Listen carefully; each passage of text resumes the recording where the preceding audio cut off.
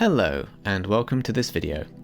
A little bit different this time, still a time-lapse art footage video, but instead of talking about the materials I use and my drawing style, I'll be talking a bit about the inspiration behind each of these designs.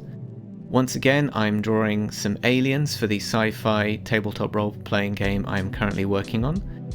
This first alien is inspired mostly by the Borg from the Star Trek franchise. The Borg being a sort of a massive hive mind of biomechanical beings who are bent on assimilating all other forms of life in the galaxy. My favourite iterations of the Borg are the early ones in the show's history, where they are represented as a force of nature, kind of like a storm or a virus. This was before they introduced the character of the Borg Queen. I liked the Borg in their first appearances, mainly because they felt more frightening to me as this big faceless hive of beings that you could not reason with. You couldn't bargain with them or appeal to their morality because they simply did not have one. All they had was the drive to assimilate, and I think that prospect would be absolutely terrifying to encounter.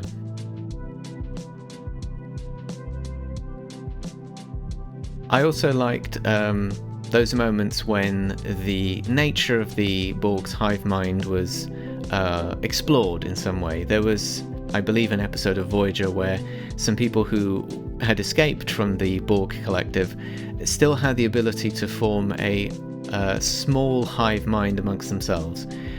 I found that really fascinating because it really highlighted how the existence of the sort of mind link between individuals was not really what made the Borg terrifying, and that in and of itself it is not a necessarily bad thing. In fact, these ex-Borg characters were able to engage in a perfectly safe and healthy form of hive mind, where they used it to solve problems efficiently and share information quickly. I don't remember that episode having a particularly satisfying resolution to it, but when I was designing this alien, I was thinking about the idea of an alien species that used to be this sort of world-conquering, species-assimilating hive mind, deciding to stop doing that and perhaps assert some more of its individuality and sense of self, which characteristically would be eradicated if they were assimilated by the Borg, for example.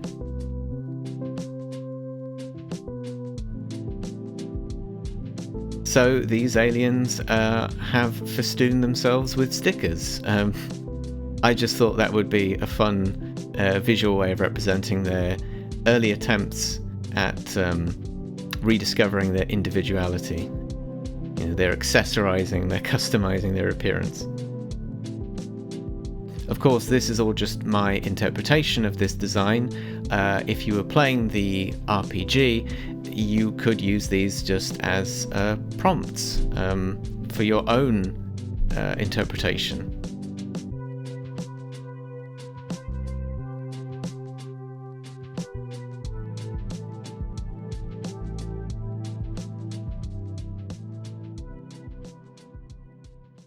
And here we have alien design number 2, which hopefully looks a little bit more friendly.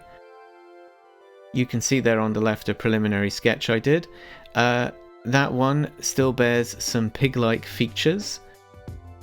In the end, the sort of pigginess of this character was changed significantly, but in a way it represents the latest in a long line of characters that I've designed for various projects who have pig-like features, and I think this is perhaps some kind of subconscious desire I have to see more positive representations in media of pig-like characters. It might not be an issue anymore, but I remember as a child watching a lot of cartoons and films where characters who were supposed to be flawed or even villainous in some situations had pig-like features. I have always really loved pigs. I think they're wonderful animals, and it always made me a bit sad that they would be, just associated with character flaws like greed or lack of personal hygiene. To this day, pig is still used as an insult to be hurled at police officers, which I think is really sad because it's really offensive to pigs.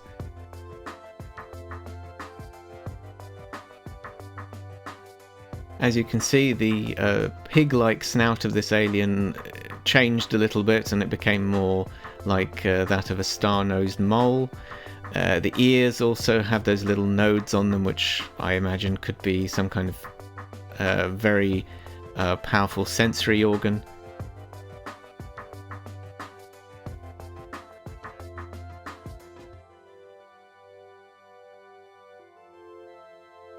Another feature of this alien design that is quite evident is the large grub that the alien is carrying there.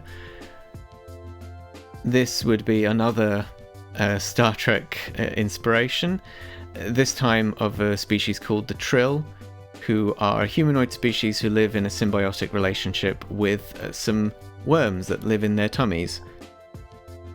These worms, who are called symbionts, live for hundreds of years, and when they move on to a new Trill host, they transfer all of the experience and knowledge of their former host. So the symbiont gets to live for hundreds of years and Trills get lifetimes worth of experience. I think it's a really fascinating concept, and they do some really good storylines in the show, particularly Star Trek Deep Space Nine.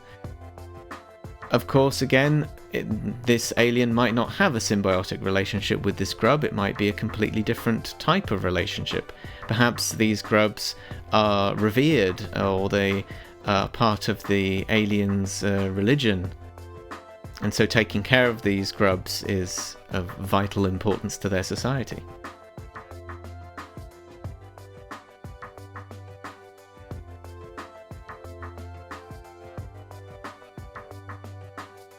Either way, it was a very fun design to work on, because the whole time I was thinking of little details and features that could be effective springboards for the imagination.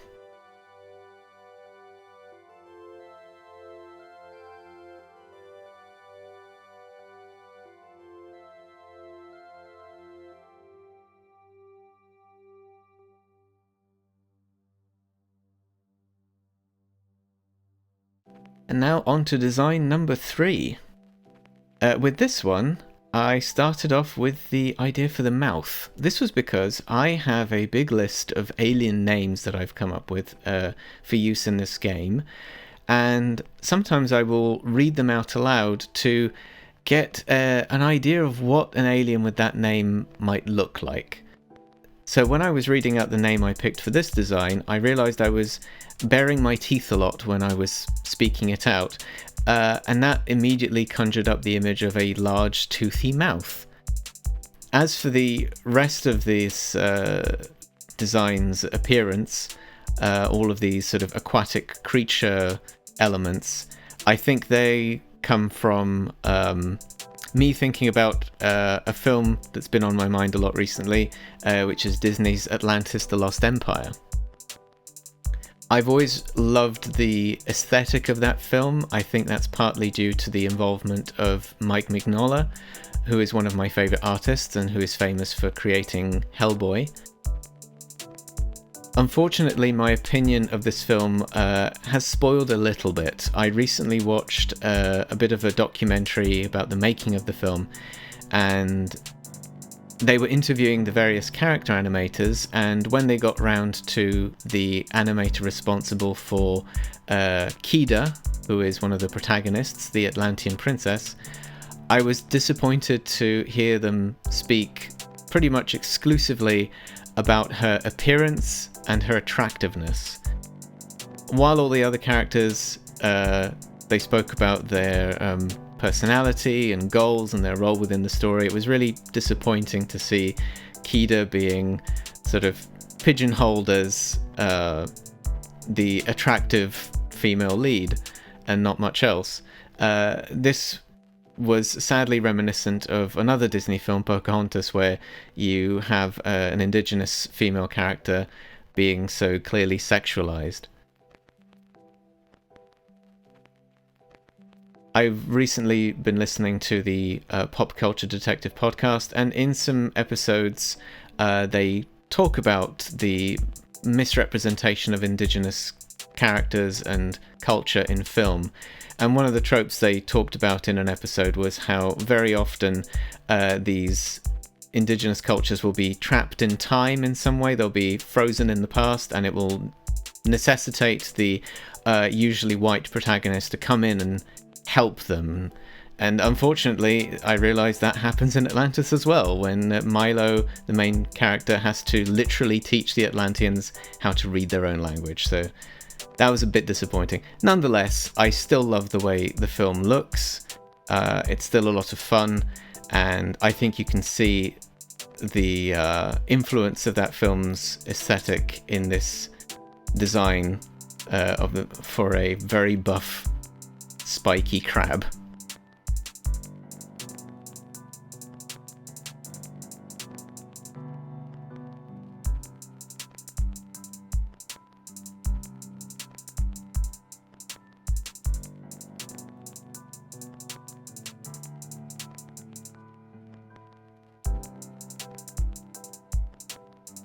And there we have the finished 3 alien designs. Overall, I'm really happy with them, and most of all, I like how varied they are, and again, I think there's lots of little details with each of them that could really lead to some inspired roleplay when playing the game. Thank you so much for watching. I hope you enjoyed this experimental kind of video. If you'd like to keep up with my work, you can subscribe to my free newsletter, the Penflower Post, over on Substack. If you would like to support my work, you can purchase something from my website, or one of my games, which are available on itch.io, or you can become a patron and receive all kinds of art and RPG-related monthly rewards. Let me know if you enjoyed this video in the comments below, and who knows, maybe I'll make another one. Thank you again, and until next time, bye bye.